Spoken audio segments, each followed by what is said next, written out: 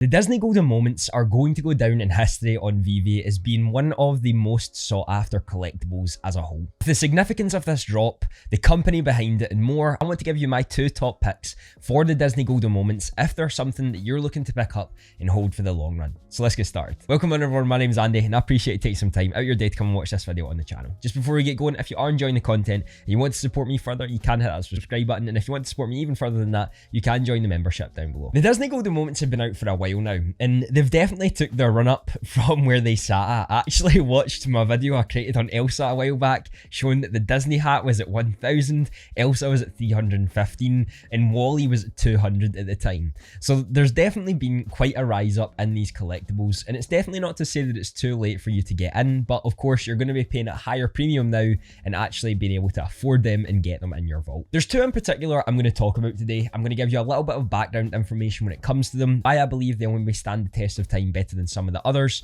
and then just an overall understanding of Disney Golden Moments and what I class them as. Now, partner statue isn't going to be in here. I class that as kind of the top of the top.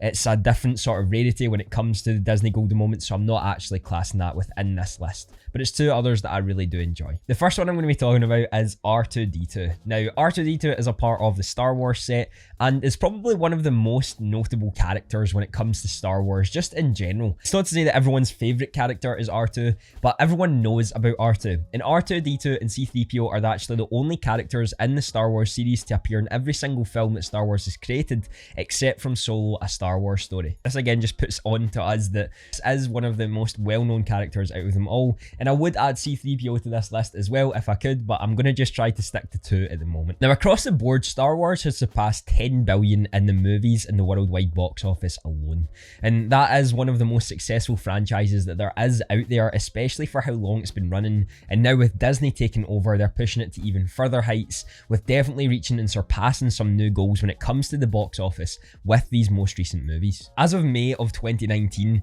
the highest memorabilia sold for Star Wars just in general was the 1977 Star Wars film R2-D2 Droid, which sold for 2.76 million to a collector. Now, I'm not actually sure who has this now, but it just goes to show how important R2-D2 is as a whole and the significance that people are willing to pay for the memorabilia of this. Now, for some of you who have the good dates when it comes to Star Wars with the movies being released, this could be something that plays heavily in your favour in the next decade or so. So if you are willing to hold for a while and you are willing to keep it, then maybe having something like this could be extremely valuable moving forward. R2-D2 is currently sitting at around 8,000 gems on the market. Saying that compared to what they used to be when I first made a video on the Disney Golden Moments kind of hurts that I didn't buy more. But there's a reason that I speak about Golden Moments so highly and what they are. Now, as of recently, if you've been paying attention to the market, you'll know we've took quite a retraction when it comes to most of the prices of the collectibles.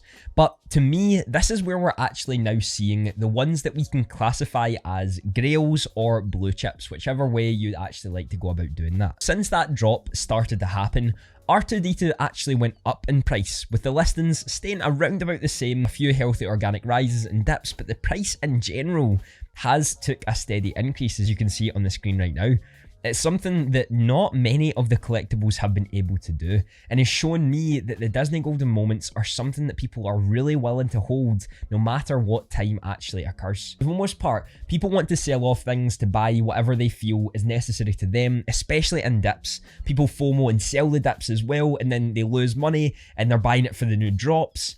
But it seems that the things like Disney Golden Moments really aren't. And with R2-D2, one of the most notable characters in Star Wars, the first ever appearance of a Star Wars character in NFT and digital format, this is something that I truly believe can go down in history, and something I would definitely be wanting to pick up if I had any opportunity to do so, to hold for a couple years in. Sparky said yesterday on Twitter, unpopular opinion, 90% of collectibles on Veve are overpriced, and I agree. I've spoke about the Veve bubble before and how I actually believe a lot of these things shouldn't be above the retail price that they're paying at. David's aim was to just allow collectors to get into this place. And I also understand supply and demand with so many new people coming onto this platform, but at the end of the day, some things are just not going to be worth what they're worth now, 5 and 10 years from now. If we're playing this the long game, which we should be, and we have to look at those things that we can classify as blue chips or grails and why they actually hold the price point that they do, or what they could hold in those years coming. To me, this is why R2-D2 was a no-brainer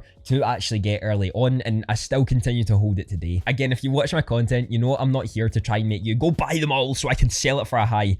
I'm planning on keeping this for a couple years minimum, so if you do buy it now, it doesn't really impact me, and I don't really care about the price point. I'm looking more for the future. I'm looking for something that can really make a difference in my life, and I believe this will. So the second one is something I've actually created a video on solely a couple months back, and this was right at the beginning when she was 300 gems, and that is Elsa. Now, Elsa was one I had spoken about back when she was around 230 to 300 gems at the start of the Disney Golden Moments. Currently, she's sitting at around 3,600 gems at the point of making this video.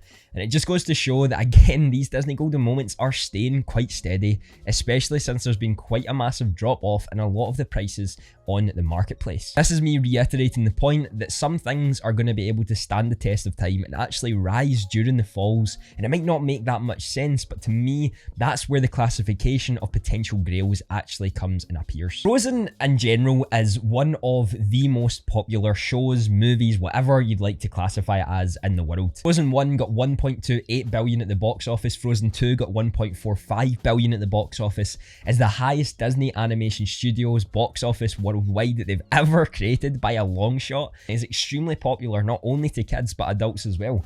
I don't know how many adults must have heard Let It Go when that was released. With 2.6 billion views on YouTube, it's no wonder most of us have heard or know exactly what this song is as soon as you mention Frozen. What I try to think about when I'm talking about this sort of stuff is the future, and not just 2 and 3 months from now. I'm talking 5 and 10 years from now. And if the kids that are growing up on Frozen right now, they'll have the same memories of the things that we grew up as with kids 5 and 10 years ago, and even a little bit longer than that. So if you grew up in the era of Star Wars, you're going to have more emotional attachment to it. Same as if you grew up with DC movies and they were your all in as a child, then that emotional attachment will be there. Same as Cartoon Network shows that were released in the 90s.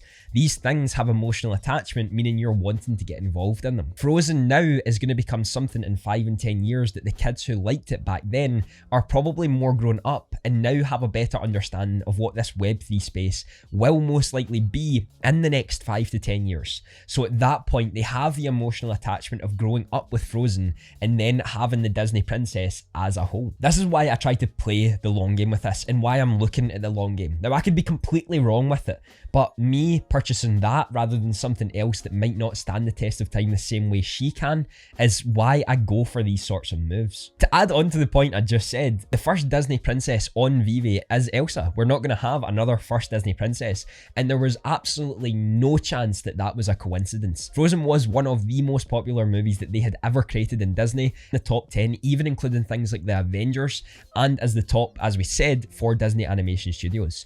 Having the first appearance of a Disney Animation Studio character, as well as the first appearance of a Disney princess, as well as being Frozen, an extremely popular movie, I just feel this is a no-brainer when it comes to a long-term play. There were a few Easter eggs in the past where underneath Elsa's foot there was a potential of being Walt Disney's pen.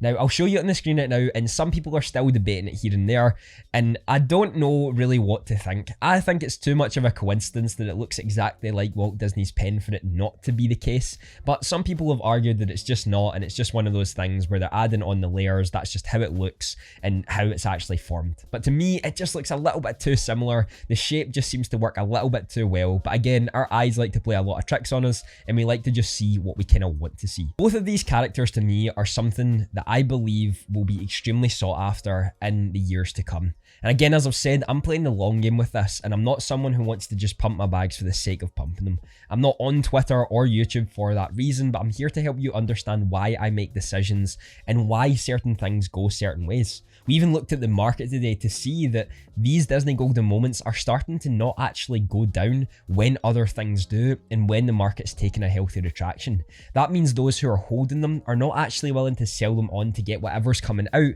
because they know how popular they may be in the future. With as little as 6,000 odd editions or up to 11,000 editions compared to the amount of people with a 1.9 million active user base confirmed in the last AMA, then the number is going to be significantly smaller with a unique percentage holders that can actually have this in their vault. Disney have also said that they're going to be hiring someone in the NFT space in order to help them make better decisions when it comes to this. Past Disney employees have talked about this, as well as some other rumors here and there about people within Disney actually having and holding some of these collectibles.